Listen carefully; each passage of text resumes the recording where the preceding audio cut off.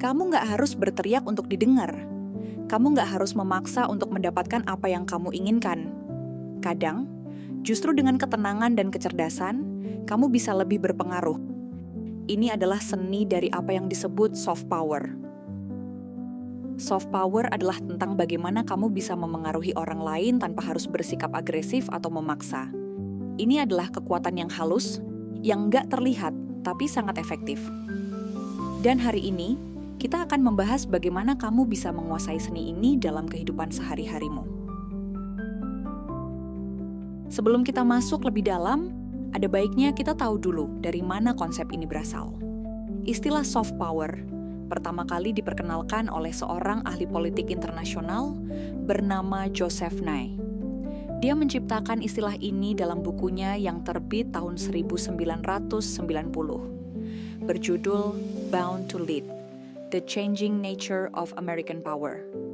Menurutnya, soft power adalah kemampuan untuk memengaruhi orang lain tanpa menggunakan kekuatan atau tekanan, tapi dengan cara membujuk dan menarik. Dia menjelaskan bahwa ketika sebuah negara berhasil membujuk negara lain untuk memiliki keinginan yang sama, negara tersebut tergolong kooptif atau memiliki kekuasaan lunak. Ini berbeda dengan kekuasaan keras, hard power, yang memaksa negara lain untuk memiliki keinginan yang sama melalui ancaman atau kekuatan militer. Soft power, sebaliknya, bekerja melalui daya tarik budaya, nilai-nilai dan kebijakan yang dianggap positif oleh pihak lain. Contohnya, Amerika Serikat sering dianggap memiliki soft power yang kuat karena pengaruh budaya popnya, seperti film Hollywood, musik, dan nilai-nilai demokrasi yang diadopsi oleh banyak negara. Mereka nggak memaksa negara lain untuk mengikuti cara mereka, tapi banyak negara yang secara alami tertarik dan ingin meniru. Pernah nggak sih kamu merasa capek karena harus berusaha keras untuk diperhatikan? Atau mungkin kamu pernah bertanya-tanya kenapa ada orang yang selalu dapat apa yang mereka mau tanpa terlihat berusaha? Dulu, aku juga sering merasa seperti itu. Aku pikir, untuk bisa didengar, aku harus ngomong keras. Untuk bisa mendapatkan apa yang aku mau, aku harus memaksa. Tapi ternyata, itu nggak selalu berhasil. Malah, kadang bikin orang lain jadi nggak nyaman, atau bahkan menjauh. Sampai suatu hari, aku belajar tentang konsep soft power. Awalnya, aku nggak terlalu paham apa itu. Tapi semakin aku pelajari, semakin aku sadar bahwa ini adalah kunci untuk mendapatkan apa yang kita mau tanpa harus bersikap keras atau memaksa. Soft power adalah tentang bagaimana kamu bisa memengaruhi orang lain dengan cara yang halus, elegan, dan penuh percaya diri. Ini bukan tentang manipulasi, tapi tentang memahami cara berkomunikasi yang lebih cerdas. Jadi, apa sih sebenarnya soft power itu? Soft power adalah kemampuan untuk memengaruhi orang lain tanpa menggunakan kekuatan atau tekanan. Ini adalah tentang bagaimana kamu bisa membuat orang lain ingin melakukan sesuatu untukmu, bukan karena mereka terpaksa, tapi karena mereka merasa itu adalah hal yang tepat untuk dilakukan. Soft power berasal dari caramu berkomunikasi, caramu membangun kepercayaan, dan caramu menunjukkan ketenangan dalam situasi apapun. Contoh sederhananya, bayangkan ada dua orang yang mencoba memengaruhi orang lain. Yang pertama bersikap keras, berteriak, dan memaksa. Yang kedua berbicara dengan tenang, menggunakan kata-kata yang bijak, dan menunjukkan ketenangan. Siapa yang menurutmu lebih berhasil? Tentu yang kedua, kan? Itulah kekuatan dari soft power.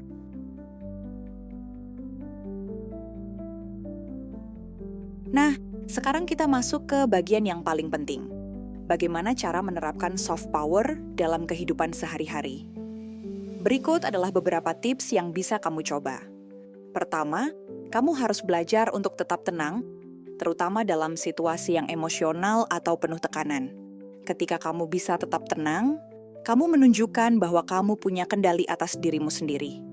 Ini membuat orang lain menghormatimu dan lebih terbuka untuk mendengarkan pendapatmu.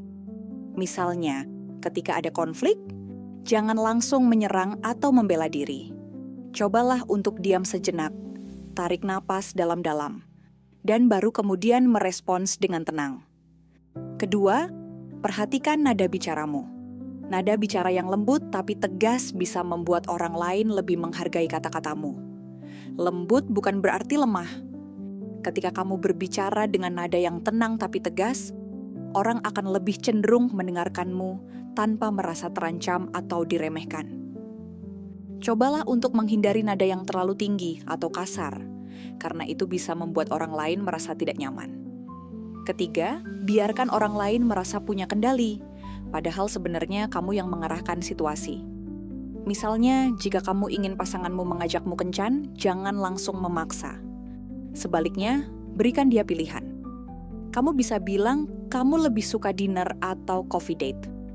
Dengan begitu, dia merasa punya kendali, padahal sebenarnya kamu yang mengarahkan situasi. Keempat, bangun aura elegan dan berkelas.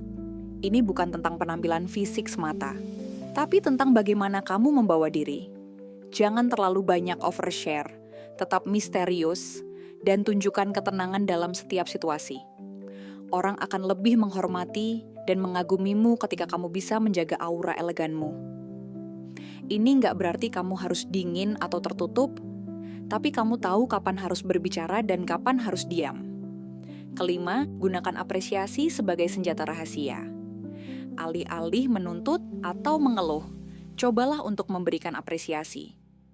Misalnya, jika kamu ingin pasanganmu lebih perhatian, jangan langsung mengeluh. Sebaliknya, berikan apresiasi ketika dia melakukan hal yang kamu suka. Kamu bisa bilang, aku suka banget pas kamu nanyain kabarku. Dengan begitu, dia akan merasa dihargai, dan secara alami ingin melakukan lebih banyak hal yang membuatmu bahagia.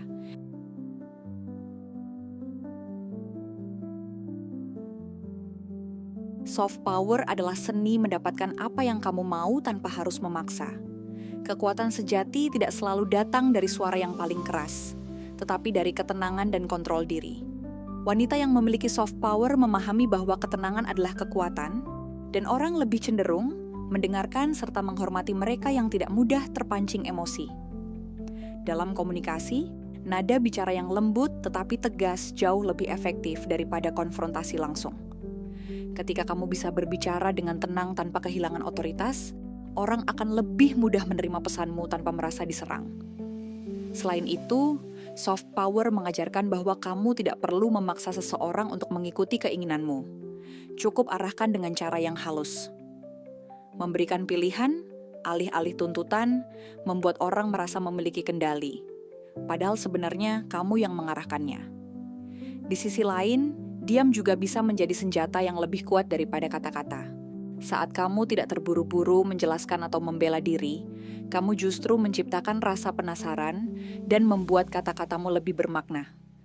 Salah satu aspek paling kuat dari soft power adalah kemampuan mengapresiasi daripada mengkritik. Jika kamu ingin seseorang berubah, berikan penghargaan atas usaha mereka, bukan hanya menyoroti kesalahan mereka. Dengan begitu, mereka akan lebih terdorong untuk melakukan apa yang kamu inginkan tanpa merasa dipaksa. Memahami soft power sangat penting, karena ini bukan hanya strategi komunikasi, tetapi juga cara untuk membangun kepribadian yang lebih elegan, percaya diri, dan berpengaruh. Dalam hubungan, karier, maupun kehidupan sosial, wanita yang memiliki soft power tidak perlu berusaha keras untuk dihormati. Mereka dihargai secara alami karena aura dan cara mereka membawa diri. Soft power bukan tentang memanipulasi atau memaksa. Ini tentang memahami cara berkomunikasi dengan lebih cerdas dan anggun. Dengan menguasai soft power, kamu nggak hanya bisa mendapatkan apa yang kamu mau, tapi juga membangun hubungan yang lebih sehat dan penuh respek. Ingat, kamu nggak butuh suara paling keras untuk jadi yang paling berpengaruh. Terkadang, kekuatan terbesar justru datang dari ketenangan dan kecerdasanmu dalam berkomunikasi. Jadi bagaimana?